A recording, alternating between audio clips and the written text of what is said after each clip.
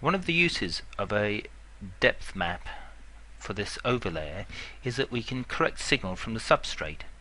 So let's return to the processed images from which I can generate a set of spectra. I'll bring up the image processing again and generate the spectra from these. So these represent all of the spectra which include oxygen, carbon and silicon. So let's just use the element library to assist in creating regions for these. So I've got the Quantification Parameters dialog window up with the regions property page topmost, and I've got zoom when line selected and create when line selected ticked. So when I select a line such as the oxygen, we get a zoom into the oxygen peak. I just have to make a minor adjustment, and you can see the relative sensitivity factors come in from the element library, and then I can zoom out again and do the same again for the carbon, and again we can make a minor adjustment and zoom out and do the same for this silicon. So that's the silicon 2p. So now I've got a region defined on each one of these peaks in one of the VAMAS blocks, this one here.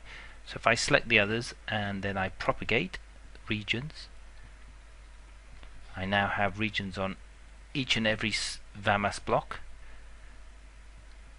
which means that I can then convert regions to images. So I press the Convert Regions to Image button, and the progress meter shows me that a calculation is being performed on each spectrum at the pixels, and from the spectra at pixels I now get a set of images. So the silicon 2p, you can see that it's got a clear influence of the carbon overlay, which if I display this one, you can see the carbon overlay, the amount of carbon varies as a function of position, and similarly because of the attenuation of the silicon, you can see that there are places where the silicon signal is less. So let's use this, and let me just copy that and find the depth map. I'll bring these two into a new file.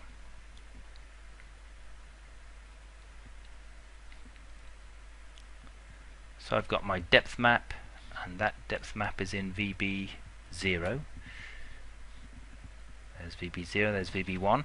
So what I'm going to do is I'm going to go to the image calculator, and I can set up a new calculation, and my overlay thickness is in VB0.